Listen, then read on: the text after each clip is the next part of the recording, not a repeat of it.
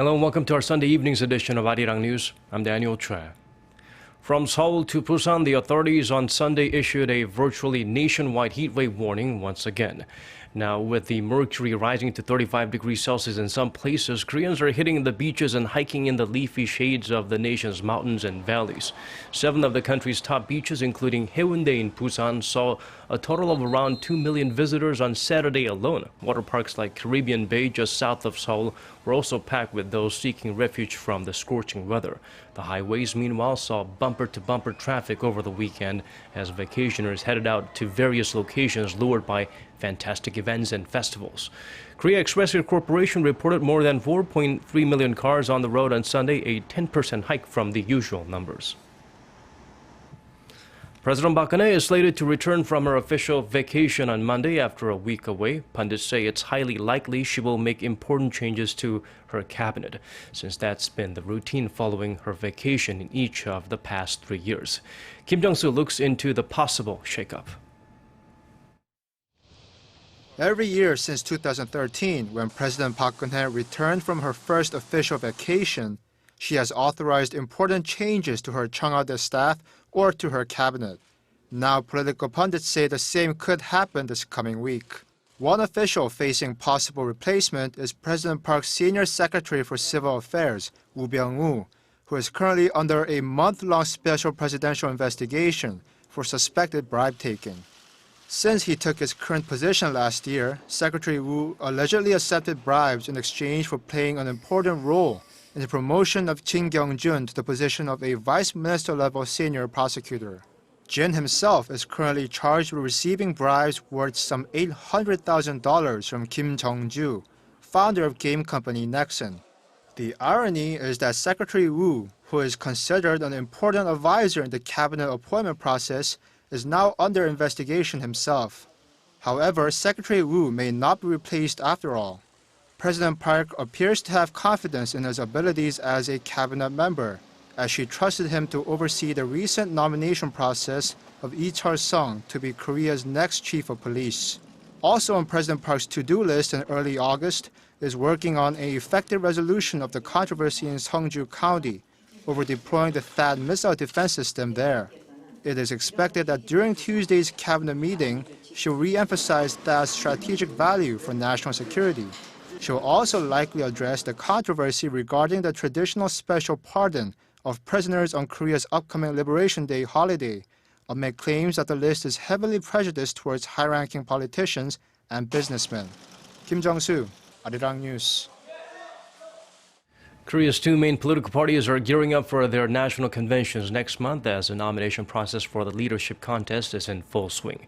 From speeches to meetings with delegates and potential voters, Hwang Ho-jun has more on what's turning up the heat in the domestic political arena. With less than 2 weeks until its national convention, candidates to lead South Korea's ruling Saenuri Party gave speeches on Sunday to a party gathering in Changwon, Gyeongsangnam-do Province. 5 candidates are currently in the race to become the party's chairman. And as a first official platform for them to each make their best impression on the party members and delegates, it was a war of nerves. The southeastern region of Korea is the traditional home turf of the Saenuri Party and can have a major impact on a candidate's chances. The party gathering and speeches will continue for the next 10 days. The main opposition party, the Minju Party of Korea, still has more than a month to go until its convention, which will be held on the 27th of next month. The party will narrow down the candidates for its leadership from 4 to 3 in a vote this coming Friday. So competition is already in full gear to win over party delegates, especially in the metropolitan area of Seoul, which is considered the Minju Party's most favorable constituency. The minor opposition People's Party, on the other hand, is still trying to overcome a corruption scandal within its ranks. Unlike its 2 rivals, the People's Party is expected to keep its interim leadership in place until it holds its own national convention early next year. Hwang Ho-jun, Arirang News.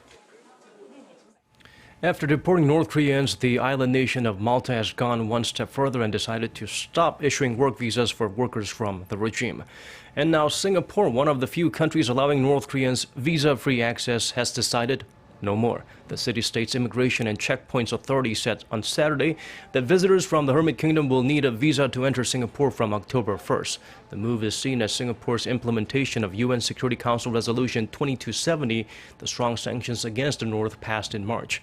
Seoul's Foreign Minister Yoon Byung-se said these are clear signs countries around the world are taking steps to stop cash flow into the communist state's nuclear and missile programs, as well as Pyongyang's continued human rights abuse of its workers.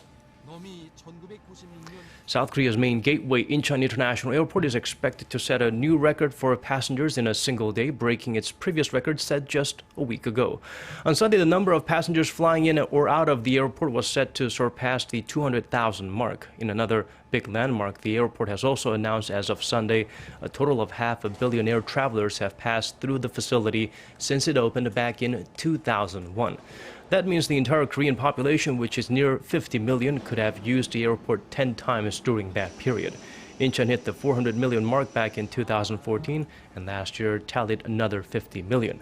In the world, there are only 8 airports, including London Heathrow and Dubai, that can handle that level of traffic. Officials said they expect that the addition of a second passenger terminal in 2017 will enable Incheon to take 72 million passengers a year. Starting Monday, South Korea's main stock market will extend trading by half an hour. The Korea Exchange said opening time will remain the same, but the regular session for the stock and gold markets will close 30 minutes later at 3:30 p.m. Derivatives trading will end at 3:45 instead of the current 3:15. The extension is expected to lead to a 5 to 6% increase in transactions. But the Korea Exchange decided to cut 30 minutes from after-hours trading, which will run from 3:40 to 6 p.m. Korea time. This will be the first time trading hours have been changed since 2000, when the market operator eliminated the lunch hour break. Oxy Reckitt Benckiser announced its plan to compensate those who were hurt or killed by its toxic humidifier disinfectant on Sunday. The company will begin receiving applications for compensation on Monday. The UK-based firm will provide up to $315,000 to the families of those categorized by the government investigation as classes 1 or 2, that is, adults most likely killed by exposure to the said products. It will provide $896,000 for infants and children. However, the compensation package is nearly identical to the one Oxy presented last month, following 3 rounds of talks with victims and their families. It does not address demands for compensations for victims in categories 3 and 4, whose suffering was deemed less directly connected to the toxic product. Over in the United States, a hot air balloon burst into flames and crashed on the plains of a town in central Texas on Saturday morning local time. Right about where that white van is, all of a sudden there was a fireball just went up in the air. Carrying a total of 16 passengers, the crash left no survivors. Although confirmation has yet to be made according to local witnesses and media reports, the air balloon may have hit the power lines, causing it to catch fire and ultimately crash. Investigating teams, including the FBI, have been dispatched to the site to gather evidence and determine the cause of the accident. A breakthrough study on diabetes has advanced the current knowledge about the genetic factors that directly contribute to the condition. According to our Park Se-young, it's expected to help the development of personalized prevention and treatment options. An international team of researchers has identified 16 specific genes that directly increase the risk for type 2 diabetes and that may now serve as potential drug targets. The study by over 300 scientists from 22 countries, including Korea, analyzed the genetic makeup of more than 120,000 people from Europe, Asia, Africa, and the Americas. The risk genes were similar for the 5 studied races, but 2 specific genes only occurred in Asians. This part of the study was based on data from about 4,000 Asians, and the researchers plan to further study the race for any additional risk genes. The study provides clues for designing suitable treatment methods and drugs according to a patient's gene information. We expect the study to contribute to personalized diabetes treatment and early invention with new drugs. The study was published on July 11th in the scientific journal Nature. 김혜성, Arirang News. And now the weather before we go. Another scorcher of a week in Korea. Cloudy skies in most parts on Monday with rain in the forecast for inland areas in the evening. If you're in Gwangju, take special care to stay hydrated and avoid outdoor activities because things will heat up all the way to 35 degrees Celsius in the City of Lights. Seoul, Daejeon, and Cheongju will all start the day at 25. Then the mercury will shoot up all the way to 32 in all three cities. And now let's check out the weather conditions in your neck of the woods and around the world.